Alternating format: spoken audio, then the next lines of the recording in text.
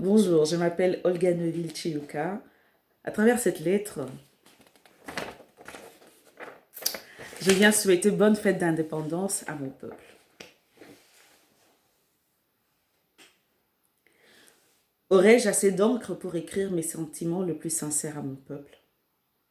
Jadis appelé Bantou, esclave, colonie belge, zaïrois de nos jours congolais. Quand Dieu a créé la terre, il avait aussi créé le Congo, son coffre-fort où il garde tout son héritage spirituel et matériel. Éden. Du côté de l'Est, Dieu planta un jardin en Éden.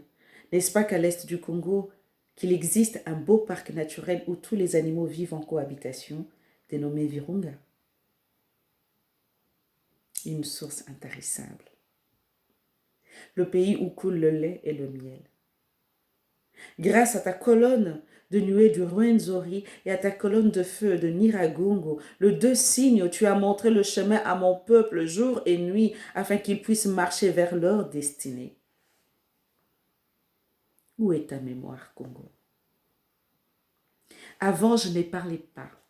J'observais. Ensuite, je murmurais. L'amertume a aiguisé ma langue, plus moyen de l'enfermer dans sa garde-robe moite. J'ai vu à la télé, sur les réseaux sociaux, une foule de personnes manifester contre le racisme. Les uns avec une poignée de main en l'air, les autres en position à genoux. Dans une vidéo, j'ai même vu le blanc laver le pied de noir, une manière de demander pardon pour toutes les atrocités commises par leurs ancêtres. Qui sont-ils? Nos amis, nos collègues de travail, nos fidèles de l'église, nos beaux-frères, belles familles, nos chéris. C'est peut-être un bon début. Mais une image m'est passée à la tête. Celle d'une clé sur une serrure. Mais il faut ouvrir la porte de la maison de secret. C'est avec le sang de mes ancêtres que je rédige mes sentiments. Je vous pose cette question à la quinoise. Le pardon, ça se mange avec quoi? S'il vous plaît, répondez-moi. Sincèrement, je vous remercie pour les traitements que vous nous avez fait subir en notre qualité d'esclaves dans des travaux forcés lors de la colonisation pour avoir des routes, des maisons, des écoles, des hôpitaux qui n'étaient à 90% que pour l'intérêt du colonisateur. L'exploitation de la matière première, le caoutchouc, l'or, le diamant, l'ivoire, n'était pas assez comparable à l'œuvre majestueuse battue au Congo. Il fallait encore payer l'indépendance matérielle. Grâce au système de l'éducation, à la religion, aux aides, ils ne sont plus partis. Ils étaient là. Ils sont là, avec des partenariats injustes à tous les niveaux.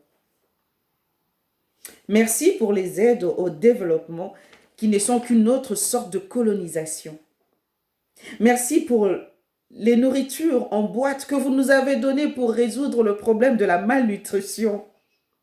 Merci d'avoir fait de nous vos cobayes pour l'avancement de la science. Merci pour l'étiquette du bouc émissaire pour chaque malheur qui frappe l'Europe. Merci du rappel de tous les jours que nous sommes différents, dans la rue, à la télé, dans des bureaux administratifs, au stade, à l'école, dans des magasins. Merci infiniment.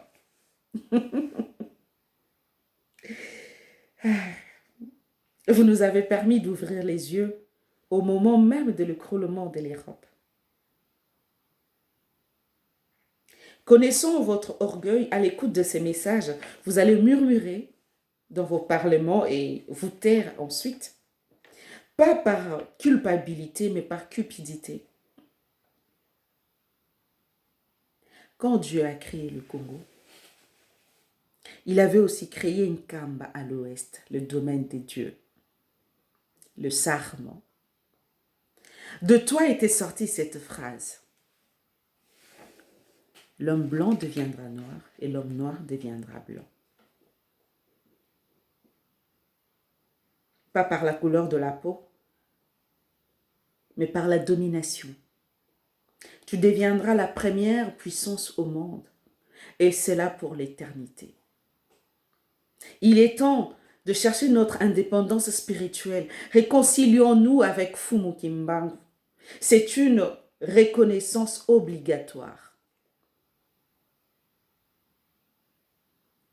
Faire l'alliance avec Dieu, d'aimer sa personne et d'aimer son prochain comme soi-même, peu importe sa couleur. Vive le peuple élu. Vive l'indépendance du Congo.